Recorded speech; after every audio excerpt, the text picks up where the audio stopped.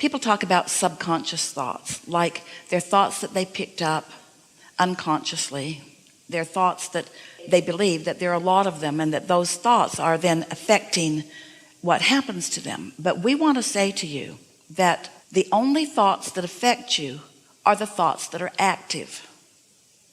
So if it's a subconscious thought, meaning you're not conscious of it, a truly subconscious thought, meaning below consciousness, you won't have feelings around, because there's not enough activation to compete with what your inner being really knows.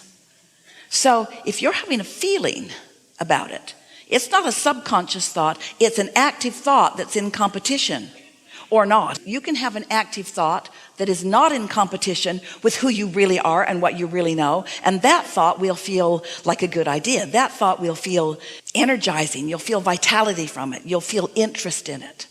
It's only the thoughts that are really in opposition to what your inner being knows.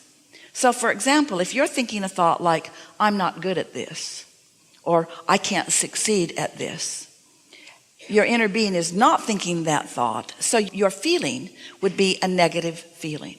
So don't worry about subconscious thoughts weighing you down or being a disadvantage to you, because they are not. If they are so subconscious that you're not feeling around them, they are a non-player in your point of attraction. It's only the things that you are feeling around that are players in your point of attraction.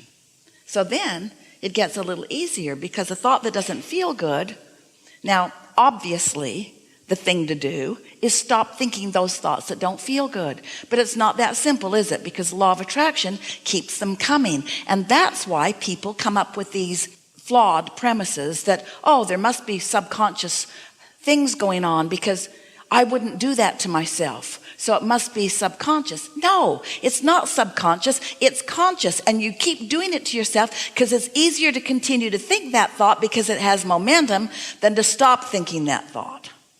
Following? But now you know how to stop the thought. Now you know how to slow that momentum.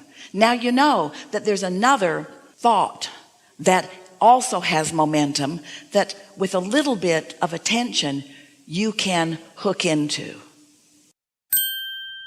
How do you get to your subconscious level to... Well, that's an important conversation, and it's going to go different than you think it is, because these are not subconscious thoughts that we're talking about. Because if it's unconscious to you, then it's not a big enough player in your vibration to be part of your point of attraction. And if it's not unconscious, then there's an emotion that you're missing. In other words, if it's big enough that it manifested, it was big enough that you could feel it. And if it's big enough that you could feel it, then you can't call it subconscious or unconscious. So what that means is you had stuff going on that you were ignoring. And what it amounts to for most people is you're willing to be mad, and you're willing to be mad at people for a long time over stuff.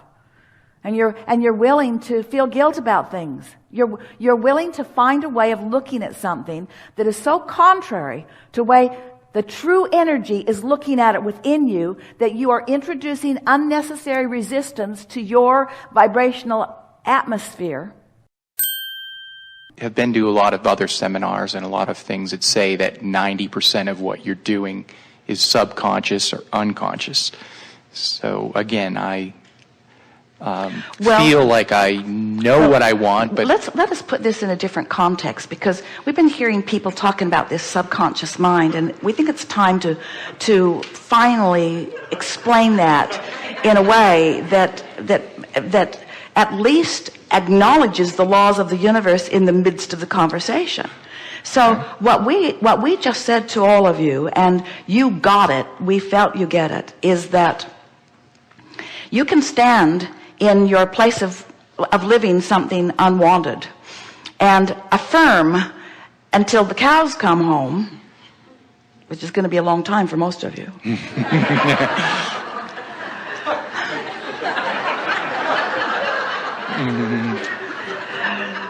Of what you want.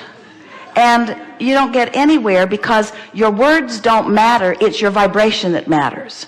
So whoever originally started talking about the subconscious mind may have been tapping into is that it's the vibration that is at the basis of your attraction, not your words. And that's what they're calling the subconscious. In other words, what's really going on is what you're offering vibrationally. But it's not subconscious. It's not subconscious. We will not shout. It is not, we will shout. It is not, it is not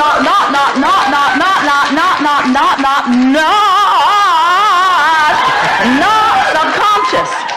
Because you built your vibrational patternings with conscious thoughts. I don't like that. I don't like that. I'm unhappy with that. I don't like that. Those weren't unconscious thoughts. Those were conscious thoughts. You consciously practiced yourself into a vibrational pattern that is depriving you of what you want, and now you're calling the pattern subconscious.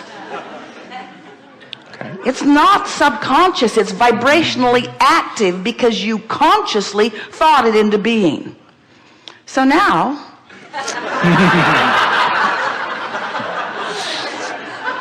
however, when we ask you to generally tune before you fine tune, and we ask you to feel for an emotion, that's conscious too, isn't it? In other words, can you unconsciously feel for an emotion? It's all about focus, isn't it? So now you're going to consciously feel for an emotion and consciously place yourself in the vortex, and then you're going to consciously think even more specific about what you want. In other words, you are the creator of your own experience. It would be like saying, I'm the painter of my own picture, but I always do it blindfolded. And we say, well, that's just dumb. You could do so much better if you would use your eyes. No? I like to subconsciously paint. Okay.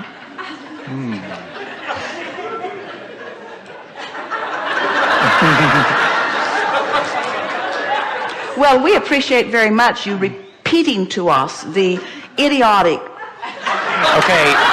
basis that so many people are operating from. And we get why they think that. Right. And we understand how if somebody who knows nothing about the laws of the universe and who knows nothing about vibration, who's only doing what almost everybody is doing, which is looking at the results of what they're getting, and so they've got all these results that they don't want, we understand why they would say, well, I must be creating those from my unconscious mind because I sure wouldn't do it from my conscious mind because it sure isn't what I want.